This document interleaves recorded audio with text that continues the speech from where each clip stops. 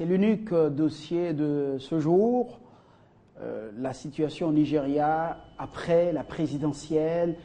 Le musulman l'a donc emporté sur le chrétien Goodluck Jonathan. Et voilà, ce pays des Boko Haram aujourd'hui, parce que très médiatique à cause de cette rébellion ou ces extrémistes musulmans, eh bien, je reçois quand même ces deux personnalités annoncées sur ce plateau. Ça fait toujours plaisir d'être en face ou de recevoir sur le même plateau le professeur et son ancien étudiant. Oui. Je ne l'avais pas prévu, mais je viens de les découvrir. Bonsoir, professeur Bioya. Bonsoir, Achille Kabongo. Bonsoir.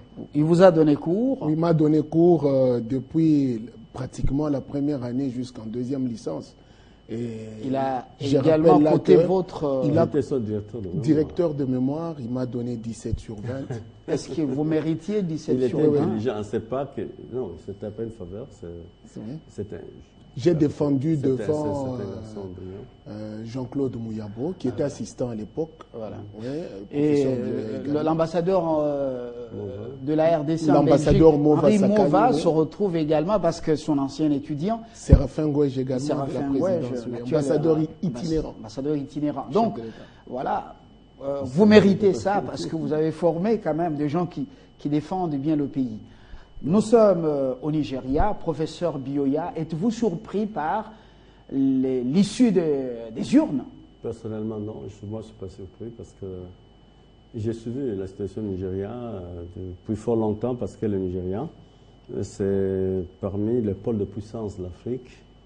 Et tout ce qui se passe au Nigeria, ça intéresse la RDC, ça intéresse l'Éthiopie, ça intéresse l'Afrique du Sud, ça intéresse l'Égypte. Parce qu'à un certain moment, il y a un professeur... kenyan qui avait estimé que l'Afrique devrait se prendre en charge à partir de ces 5 pays qui constituaient des pôles de puissance, des pôles d'avenir. Mais si on regarde très bien, depuis ces pronostics des années 80, ni le Nigeria, ni la RDC, ni l'Éthiopie, encore moins l'Égypte, n'ont connu une évolution en fait qui aurait permis à ces pays de saisir l'opportunité que l'histoire leur accordait. Alors, ce qui arrive, moi, ça ne m'étonne pas parce que on ne sait pas très souvent comment Goodluck est arrivé président de la République. Goodluck est arrivé président de la République à la faveur d'un accident de l'histoire. Il y avait quelqu'un qui avait été élu président et qui a trouvé la mort presque une année après. Et Goodluck a succédé, il a accompli un mandat. En principe, au terme du mandat de ces messieurs qui étaient décédés, Goodluck n'aurait pas dû se présenter parce que là-bas, au Nigeria, ils ont d'autres principes, d'autres critères de rotation. Ils font la rotation selon la religion, selon la géographie. Mais Goodluck s'est imposé et il est devenu président. Et le fait n'avoir pas respecté en fait, le principe a suscité les frustrations au point que nous avons ce qu'on appelle le Boko Haram. Il faut l'attribuer en fait à cette violation par Goodluck des principes de rotation. Goodluck a fondé en fait sa survie politique sur son nom. Goodluck, ça signifie bonne chance. Et il a toujours pensé que son nom lui portait en fait la chance, lui portait bonheur. Mais vous voyez que dans un pays confronté à la crise d'insécurité, même si Goodluck a réussi en termes de gouvernance de faire de l'économie nigériane la première économie africaine, et j'ai dit à quelqu'un aujourd'hui, un responsable de cette nation, que nous devons bien regarder ce qui se passe au Nigeria. Le gouvernement a fait des efforts sur le plan macroéconomique, comme on peut dire chez nous, pour prendre le langage de chez nous. Le Nigeria est aujourd'hui la première économie de l'Afrique noire au sud du Sahara. La première économie. Le Nigeria arrive avant l'Afrique du Sud. Mais voici que les gens, la population, n'ont pas voté les performances économiques. Pourquoi? Parce que pour les gens, ce qui compte, c'est quoi? C'est le sentiment d'être nigérien, l'identité nigériane, la sécurité, la cohésion nationale. Ça, Goodluck a négligé ça. Le Nigeria, je vous ai dit que c'était un pays promu au destin de la puissance régionale. Goodluck n'a pas travaillé pour que le Nigeria soit une puissance. Il a voulu simplement que le Nigeria soit, en fait, un champion en croissance économique. Très bien, professeur. Je pense qu'au jour d'aujourd'hui, oui, nous devons apprendre que la croissance économique n'est pas, en fait, la destinée d'une nation. C'est un instrument au service d'une destinée, d'un destin. Et Goodluck, pour avoir musé sur les performances économiques, il se rend compte aujourd'hui que les Nigérians, et ils ne se retrouvaient pas dans les calculs, dans les statistiques. Les Nigérians étaient dans une prise en charge. Les peuples ont besoin de sentir un gouvernement les prendre en charge, les contrôler, les posséder et les poster, ou comment je dis, le verbe français, de les booster. Mais lorsque vous avez une gouvernance simplement des statistiques, écoute, je suis ami de beaucoup de gens, je ne veux pas le dire plus, mais il y a un danger et on doit faire attention. Voilà, ça c'est votre analyse. Vous avez sur ce plateau votre ancien étudiant, mais il a un brillant avocat, une autre vision des choses. Il avait déjà annoncé le lundi la victoire du musulman, Bouhari.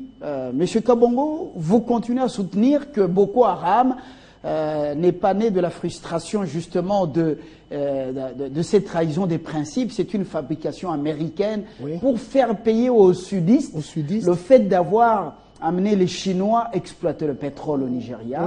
Oui. Bon, dans cette succession à la tête du Nigeria, il y a ce principe-là. Quand un sudiste prend le pouvoir, la prochaine fois c'est un nordiste musulman. Et vous devez savoir que le Nigeria, le nord est musulman et le sud est pratiquement chrétien. Mais les réserves pétrolières du Nigeria ne sont pas au nord, elles sont au sud. Vous comprenez, c'est le sud du Nigeria qui est riche. Il y a une certaine frustration qui a toujours été sentie par les dirigeants nordistes. Vous comprenez, le nord du Nigeria est pauvre. Quand vous prenez la disparité entre le taux de scolarité au nord et au sud, c'est flagrant. Prenez par exemple, pour 100 femmes nigérianes qui enfantent dans l'espace du territoire nigérien, on a constaté que 1800 meurent dans le nord, contre 80 seulement dans le sud. Le sud est riche, les meilleures écoles sont au sud, les meilleures infrastructures hospitalières sont au sud. Vous comprenez? Et c'est dans le sud que vous avez des mouvements comme le MOZOP, le mouvement pour l'indépendance du peuple Ogoni, qui était dirigé par l'écrivain Ken Saro-Wiwa, qui a été pendu en 1995, si je m'abuse, par le gouvernement Sani Abacha. Vous voyez un peu. Alors, il y a eu l'avènement au pouvoir du président Olusegun Obasanjo, qui était un sudiste. Olusegun a fait deux mandats. Il a voulu négocier avec l'Occident pour modifier la Constitution et avoir un troisième mandat. On le lui avait refusé. Il a combattu son adversaire qui était du Nord, Atiku Abubakar, qu'il a même fait chasser de son parti, le PDP. Mais l'Occident avait refusé à l'époque, pris de colère. Il a signé un contrat pétrolier avec la China National Offshore Oil Corporation. Un contrat de 2 milliards de dollars en 2006. En 2008, au pays de Ken Saro-Wiwa, la Chine a réussi à pomper 2 ans après du pétrole à 2,5 millions de barils par jour. Quelle promptitude dans l'exploitation. Et je vous dis que cela a donné des insomnies dans 3 capitales occidentales. On ne dormait pas à Paris, on ne dormait pas à Londres et à Washington. Alors voilà que, à l'avènement de Umaru Yar'Adua, il accède, c'était un nordiste, il accède au pouvoir, mais quelques temps après, Umaru meurt. Et comme il y a toujours alternance, on a vu qu'un sudiste devait le remplacer. C'est maintenant... Vous êtes dans l'approche du professeur, voilà. C'est Goodluck Jonathan qui apparaît. Et les nordistes se sont sentis floués avec cette mort de Umaru Yar'Adua. Ils ont dit que voilà, les sudistes reprennent encore le pouvoir.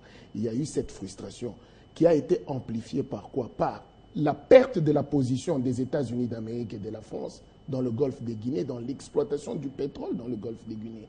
Il y a aussi cette crainte que le Nigeria puisse les supplanter. Vous avez vu, la CEDEAO a créé une force qu'on appelait les Comog, qui a permis au Nigeria d'instaurer la paix au Libéria et en Sierra Leone. Et 90% de l'effectif des éléments de les Comog, l'effectif militaire, était constitué de militaires nigérians. Vous voyez alors, à partir de ce moment-là, les États-Unis ont créé par devers le président George Bush ce qu'on appelle ACRI, l'African Crisis Response Initiative. Vous comprenez? Pour contrecarrer les Comog. et répandre l'influence des États-Unis d'Amérique, de la France et de la Grande-Bretagne dans le golfe de Guinée. C'est une bataille sans merci. Mais on ne le dit pas. Mais les dirigeants du Nord, exploitant les velléités ou les frustrations des dirigeants du Nord, ils ont créé Boko Haram. Je vais vous le démontrer, Fabien. Boko Haram, en islam, si je peux bien prononcer, si vous pouvez me permettre, Jama'atu, Alice Suna, Lida Awati Wal Jihad. Vous nous amenez en Arabie Saoudite. Alice. Ça signifie quoi? Suna, Lida Awati Wal Jihad. Ça signifie le groupe sunnite pour la prédication et le djihad. Boko Haram signifie, en traduction en termes techniques, l'éducation occidentale est un péché. Vous comprenez? Mais nous ne comprenons pas. L'éducation occidentale est un péché. Boko Haram devrait s'attaquer aux intérêts occidentaux qui sont au Nigeria. S'attaquer à tout ce qui fait l'impérialisme occidental. Mais Boko Haram ne s'attaque pas à cela. Boko Haram s'attaque à la population civile. Quand vous êtes chrétien ou quand vous êtes laïque, on vous extermine avec des attentats. C'est le contraire au mouvement qu'on a connu avec Ken Saro-Wiwa Al-Mozob, mouvement pour l'indépendance du peuple ogoni, voilà, qui, ces mouvements-là, recherchaient la gestion intégrale des ressources pétrolières, c'est-à-dire l'échec de Goodluck Jonathan était prévisible. Et même le président Olusegun Obasanjo avait demandé à Goodluck Jonathan de ne pas se présenter à ces élections. Très bien. Je reviens à vous, professeur Bioya. Quelle perspective pour Boko Haram qui a fait très, très mal, alors que maintenant, un musulman est élu à la tête de ce pays? Pouvons-nous dire que bientôt, c'est la fin de ce mouvement et ceux qui l'ont fabriqué ou encouragé ont-ils obtenu gain de cause? Je crois qu'il faudrait peut-être que je revienne un tout petit peu sur de bonnes choses qu'Achille a annoncées, qui sont des choses véridiques, certainement, pour nuancer un peu. Parce que la CRI, comme le RECAMP pour la France, c'est en fait des politiques de puissance intervenant dans le monde, surtout en Afrique, en période d'impuissance de l'Afrique.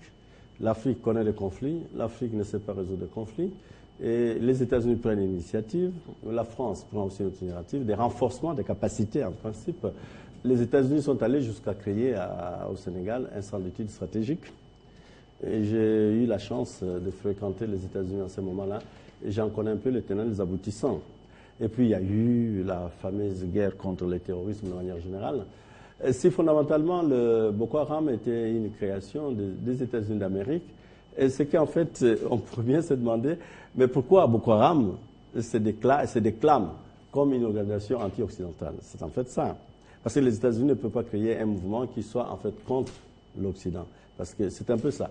Donc il faut, d'une manière ou d'une autre, le Nigeria, c'est une géopolitique assez spéciale.